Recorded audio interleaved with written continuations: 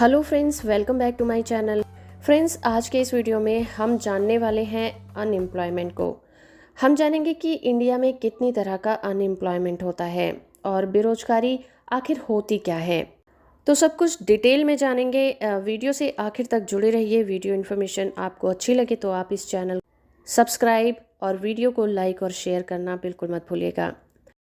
तो दोस्तों, जब अब बात आती है बेरोजगारी की, तो बेरोजगारी से हमारा मतलब होता है कि लोग जब मजदूरी करना चाहते हैं और उनको मजदूरी करने के लिए काम नहीं मिलता, या फिर यूँ समझिए कि अगर किसी समाज में एक मजदूरी दर डिसाइड कर दी गई है कि ये एक मिनिमम मजदूरी दर है और ये इतना रुपया किसी भी मजदूर को मिलना चाहिए, लेकिन उससे भी कम दर पर अगर कोई व्यक्ति काम करने के लिए मजबूर हो जाए तो इसी को बेरोजगारी कहा जाता है। या फिर कम दरों पर काम करना मंजूर होने के बाद भी आपको काम करने के अवसर नहीं दिए जाते या फिर होते ही नहीं हैं, तो इसी को हम बेरोजगारी के नाम से जानते हैं। और भारत जैसा देश बेरोजगारी से अक्सर ही जूझता रहा है। तो जब भी समाज में बहुत ज़्यादा बेरोजगारी देखने में आती है, लोगों को काम नहीं मिलता, तो उसका नतीजा क्या होता है? नतीजा ये होता है, तो मजदूर जो होते हैं वो एक जगह से दूसरी जगह पर चले जाते हैं काम की तलाश में, और समाज में भ्रष्टाचार बहुत ज़्यादा देखने को मिलता है। इसी तरह से सामाजिक बुराइयां जैसे कि चोरी, डकैती, खून, कत्ल, इस तरह की बहुत सारी बुराइयां समाज में अपने आप ही जन्म लेने लग जाती हैं, क्योंकि लोगों के पास काम नहीं होता और लोग अपना पेट पालने के लिए जो उन्हें सही लगता है वो करने लग जाते हैं। और जब धीरे धीरे बहुत ज़्यादा बेरोजगारी हो जाती है तो राष्ट्र में उत्पादन की मात्रा पर भी इसका असर आ जाता है, और इसका असर उस देश की अर्थव्यवस्था पर भी पड़ता है। और सबसे पहला जो नतीजा हमें देखने को मिलता है वो होती है निर्धनता। बेरोजगारी होगी तो निर्धनता भी होगी। तो भारत के लिए बेरोजगारी एक बहुत बड़ी समस्या बन चुकी है। देखने में तो हमारी अर्थव्यवस्था बहुत तेजी से बढ़ती जा रही है, लेकिन जनसंख्या भी उसी अनुपात में बढ़ती है। तो इस तरह से जो रोजगार के नए नए अवसर होते हैं उस अनुपात में नहीं बढ़ पाते जिस अनुपात में जनसंख्या बढ़ती है, और हर साल बेरोजगारी इसी तरह से बढ़ती चली जाती है। तो चलिए अब जान लेते हैं कि बेरोजगारी कितने तरह की होती है। वैसे तो भारत में दो तरह की बेरोजगारी पाई जाती है। पहली होती है ऐच्छिक बेरोजगारी, जिसे हम वॉलेंट्रीली अनएम्प्लॉयमेंट कहते हैं, और दूसरी होती है अनैच्छिक बेरोजगारी, जिसे हम इनवॉलेंट्री अनएम्प्लॉयमेंट कहते हैं। जो ऐच्छिक बेरोजगारी होती है यानी कि वॉलेंट्री अनएम्प्लॉयमेंट होता है, उसमें लोग अपनी इच्छा से ही काम नहीं करते। जैसे कि आपने देखा होगा सड़कों पर भीख मांगने वाले लोग, साधु संत, या फिर कोई पागल है, सन्यासी है। इसी तरह के बहुत सारे आपको लोग देखने को मिल जाएंगे जो कि अपनी मर्जी से ही काम नहीं करते। इन लोगों को भी बेरोजगारी में ही काउंट किया जाएगा, क्योंकि ये लोग अपनी मर्जी से ही काम नहीं करते, तो इसे हम ऐच्छिक बेरोजगारी कहते हैं। इसी तरह से जब हम बात करते हैं अनैच्छिक बेरोजगारी की यानी कि इनवॉलेंट्री अनएम्प्लॉयमेंट की, तो इसमें उस तरह की जनसंख्या आती है। इसमें वो लोग शामिल होते हैं जो कि काम तो करना चाहते हैं लेकिन उन्हें काम नहीं मिल पाता, और वो शारीरिक रूप से, मानसिक रूप से और उम्र के तौर पर भी पूरे बालिग होते हैं, लेकिन उन्हें काम नहीं मिल पाता। या फिर काम करने की इच्छा तो रखते हैं, लेकिन वो बच्चे हैं या फिर बूढ़े हो चुके हैं, बीमार हैं, अपाहिज हैं, पागल हैं या साधु संत हैं, जो भी हैं, वो मजबूरीवश काम नहीं कर पाते। तो अनैच्छिक बेरोजगारी में इस तरह के लोगों को रखा जाता है जो काम तो करना चाहते हैं लेकिन उन्हें काम नहीं मिलता। तो ये तो थी दो तरह की बेरोजगारी जो अक्सर हमें देखने को मिलती है और अमूमन पाई भी जाती है। तो चलिए आप डिटेल में समझते हैं कि बेरोजगारी किस किस नाम से जानी जाती है और किस किस तरह की होती है। तो पहले हम बात करेंगे संरचनात्मक बेरोजगारी की। ये उस तरह की बेरोजगारी होती है जहाँ पर कोई अर्थव्यवस्था, किसी देश की अर्थव्यवस्था जो है वो पिछड़ जाती है और वहाँ पर बेरोजगारी के अवसर कम हो जाते हैं, तो उसे हम संरचनात्मक बेरोजगारी कहते हैं। जैसे कि कोई अल्प विकसित देश है, अब वो इतना विकासशील नहीं है कि वो बहुत ज़्यादा रोजगार के अवसर उत्पन्न कर पाए, लेकिन वहाँ की जो जनसंख्या होती है वो उतनी ही तेज़ी से बढ़ती रहती है। तो इससे असर क्या होता है कि देश तो धीरे धीरे विकास कर रहा है, लेकिन जो बेरोजगारी है उसके अकॉर्डिंग काफ़ी तेज़ी से बढ़ रही है। तो लोगों की जनसंख्या बहुत ज़्यादा होने के कारण और जो रोज़गार के अवसर हैं कम होने के कारण वहाँ पर बहुत ज़्यादा बेरोज़गारी का दर पाया जाता है। तो इसी को हम संरचनात्मक बेरोज़गारी कहते हैं और इसे हम बहुत ज़्यादा गंभीर बेरोज़गारी कह सकते हैं, क्योंकि ये जो बेरोज़गारी होती है वो आर्थिक विकास और अर्थव्यवस्था से संबंधित होती है। इसीलिए ये बहुत ज़्यादा लंबे समय तक चलती है और भारत में इसी तरह की बेरोज़गारी पाई जाती है। अगली बेरोज़गारी है प्रच्छन्न बेरोज़गारी, जिसे हम डिस्कस्ड अनएम्प्लॉयमेंट कहते हैं।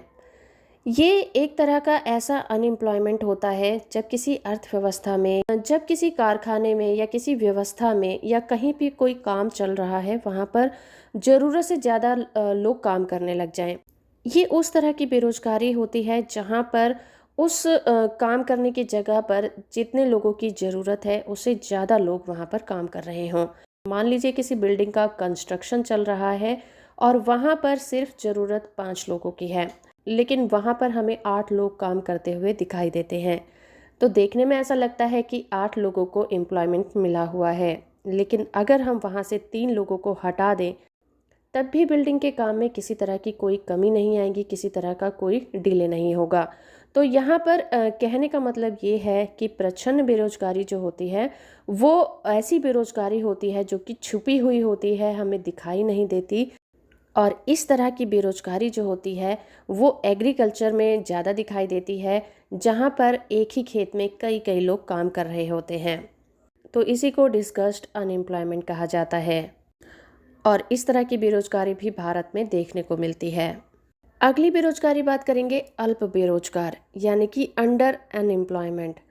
अब ये वो कंडीशन होती है जहाँ पर जो मज़दूर होता है उसे काम तो मिलता है, लेकिन वो जो उसकी ज़रूरत होती है उसके अकॉर्डिंग काम नहीं मिलता, या फिर उसकी जो क्षमता होती है उसके क्षमता के अकॉर्डिंग उसे कम काम मिलता है। यानी कि उसकी योग्यता और क्षमता के अनुसार जो रोज़गार उसे मिलना चाहिए था वो उसे मिल नहीं पाता, उसकी योग्यता और क्षमता से कम काम उसे दिया जाता है। तो इस तरह से भी हमें देखने में लगता है कि किसी इंसान को काम मिला हुआ है परंतु वो एक तरह का अंडर अनएम्प्लॉयमेंट होता है, छुपा हुआ होता है, क्योंकि व्यक्ति की क्षमता के अनुसार वो पूरी तरह से उत्पादन नहीं कर पाता। तो इस तरह की जो बेरोजगारी होती है वो भी छुपी हुई बेरोजगारी होती है और इसे भी हम प्रच्छन्न बेरोजगारी की तरह ही देखते हैं। तो अगली जो बेरोजगारी है वो खुली बेरोजगारी है, जिसे हम ओपन अनएम्प्लॉयमेंट कहते हैं। तो इस तरह की जो बेरोजगारी होती है, इस तरह की बेरोजगारी में श्रमिकों को किसी भी तरह का कोई काम नहीं मिलता। वो एजुकेटेड भी होते हैं, उनमें योग्यता भी होती है, वो काम करने के इच्छुक भी होते हैं, लेकिन उनको रोजगार के अवसर नहीं मिल पाते। तो जो खुली बेरोजगारी होती है वो ज़्यादातर शहरों में देखने को मिलती है, जहाँ लोग काम ना मिल पाने के कारण बेरोजगार पड़े होते हैं।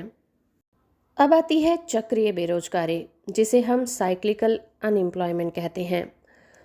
तो ये जो बेरोजगारी होती है वो किसी भी व्यापार चक्र में मंदी आ जाने के कारण होती है, और जब इस तरह की मंदी आती है तो बहुत बड़ी संख्या में मजदूरों की छटनी कर दी जाती है और सभी तरह के जो आर्थिक क्रियाकलाप होते हैं उनमें गिरावट आ जाती है। इसका रिजल्ट ये होता है कि जो रोजगार के अवसर हैं उसमें कमी हो जाती है और इस तरह की जो बेरोजगारी हमें देखने को मिलती है वो विकसित देशों में देखने को मिलती है। लेकिन जो इस तरह की बेरोजगारी होती है वो कुछ टाइम पीरियड के लिए ही होती है, क्योंकि एक बार जब मंदी ख़त्म हो जाती है तो वापस सभी चीज़ें अपनी जगह पर आ जाती हैं और रोजगार के अवसर दोबारा से मिल जाते हैं। अब आती है मौसमी बेरोजगारी, जिसे हम सीजनल अनएम्प्लॉयमेंट कहते हैं। तो इस तरह की जो बेरोजगारी होती है जो मौसम के अकॉर्डिंग आती है और इसमें रोजगार के अवसर कुछ टाइम के लिए आते हैं और उसके बाद ख़त्म हो जाते हैं, उसी को हम मौसमी बेरोजगारी कहते हैं। फॉर एग्ज़ाम्पल जब एग्रीकल्चर डिपार्टमेंट की बात करें तो एग्रीकल्चर में और गांवों में क्या होता है, जब बुआई और कटाई का सीज़न होता है तो उस वक्त सभी लोग रोज़गार पर लगे हुए दिखाई देते हैं, लेकिन जैसे ही ये सीज़न ख़त्म होता है उसके बाद ये सभी लोग अनएम्प्लॉयमेंट हो जाते हैं। तो कृषि में सीज़न के अकॉर्डिंग मौसमी बेरोज़गारी हमें देखने को मिलती है। भारत में इस तरह की बेरोज़गारी हमें गाँवों में दिखाई देती है। अब बात करते हैं तकनीकी बेरोजगारी की, यानी कि टेक्निकल अनएम्प्लॉयमेंट की। ये उस तरह का अनएम्प्लॉयमेंट है जैसे कि कोई पुरानी तकनीक है जो जो बहुत पहले से इस्तेमाल होती आ रही थी, लेकिन अब उसकी जगह नई मशीनों को इस्तेमाल किया जाने लग जाता है। तो जो मज़दूर होते हैं उन्हें उन्हें पुरानी मशीनें ही चलाने की आदत होती है। तो इसका नतीजा ये होता है कि जब भी कोई नई टेक्नोलॉजी उत्पादन के लिए यूज़ की जाती है तो उसमें बहुत सारे मज़दूरों की छँटनी कर दी जाती है। तो जो बड़े व्यवसाय होते हैं वो 10 मज़दूरों को लगाने से बेहतर समझते हैं कि वो एक मशीन को रख लें और उसे ऑपरेट करने के लिए 1 या 2 मज़दूरों को काम पर लगा दिया जाए। तो जब भी देश में विकास होता है, नई नई टेक्नोलॉजी आती हैं तो उसके साथ साथ टेक्निकल अनएम्प्लॉयमेंट भी स्टार्ट हो जाता है।